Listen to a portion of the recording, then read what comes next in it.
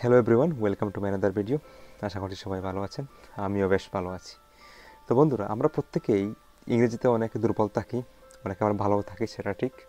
তো অনেক সময় আমরা যখন ইংরেজিতে কোনো কিছু পড়তে যাই, তো অনেক ওয়ার্ডের আমরা মিনিং জানি না, যে ওয়ার্ডটার মিনিংটা কী। তো সেটা জানার জন্য অনেক সময় আমরা গুগল ট্রান্সলেটের সাহায্য নেই, বা অনেক সময় ডিকশনারি ইউজ করে অনেক প্রবলেম ফেস করতে হয়। আজকে এই ভিডিওটিতে আমি একটা ট্রিক্স দেখাবো আপনাদেরকে, এবং একটা সিস্টেম দেখাবো।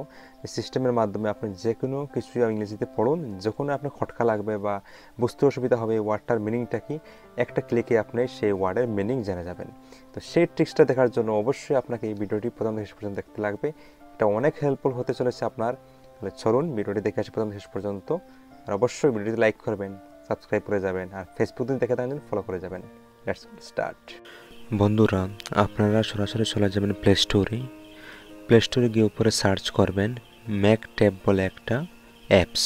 তো ওখানে সার্চ করবেন ম্যাক ট্যাব। সার্চ করার পরে দেখবেন এই যে নিচে আছেন অ্যাপসটা চলে এসেছে, সেটার মধ্যে আপনারা ক্লিক করবেন। ক্লিক করে সেটা ইনস্টল করে নেবেন।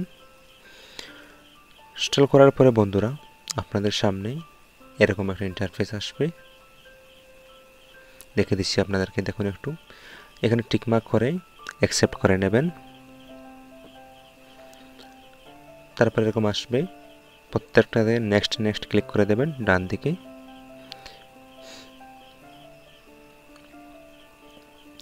ক্লিক করার পরে বন্ধুরা দেখতে পাচ্ছেন এখানে আপনি কোন ভাষাতে ট্রান্সলেশন করতে চাইতেছেন।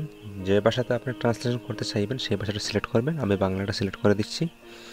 তারপরে এখানে নিচে দেখতে পাচ্ছেন যে সাইন আপ করার জন্য আপনি গুগল, ফেসবুক, যেটাতে খুশি সেটাতেই আপনি সাইন আপ করতে পারেন। আমি গুগল দিয়ে সাইন আপ করে নিচ্ছি। আপনি আপনার মতো করে সাইন আপটা করে নেবেন।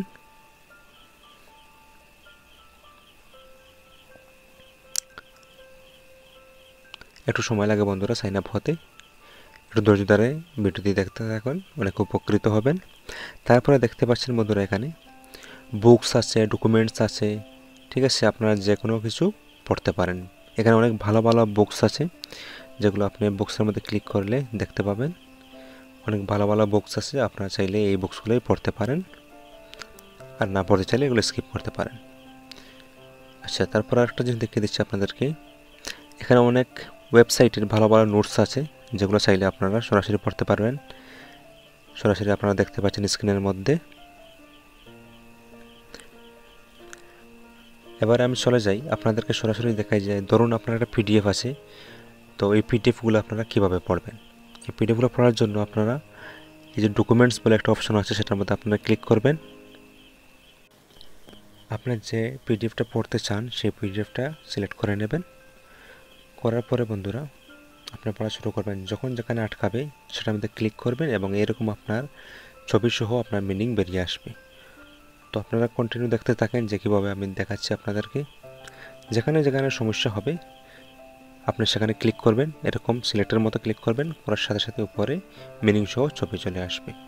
এরকম আপনারা কন্টিনিউ পড়তে পারবেন। তো আশা করছি এরকম যদি কন্টিনিউ পড়েন এবং যেখানে আটকান, এরকম এই ব্যবস্থাটা যদি আপনি করেন, এই সিস্টেমটা যদি ইউজ করেন, তাহলে আপনার কোনো দিন ইংরেজিতে আর সমস্যা হবে না পড়ার ক্ষেত্রে, এবং আপনি অনেক উপকৃত হবেন এবং অনেক ভালো লাগবে পড়তে। তো আশা করছি বন্ধুরা আপনার এই ভিডিওটি অনেক ভালো লেগেছে। কাজে অবশ্যই আপনি একটা লাইক করবেন, সাবস্ক্রাইব করে যাবেন। অবশ্যই বন্ধুরা সাপোর্ট করবেন, যাতে আরও এরকম ইনফরমেটিভ ভিডিও বানাতে আমার ভালো লাগে। Thank you so much for watching.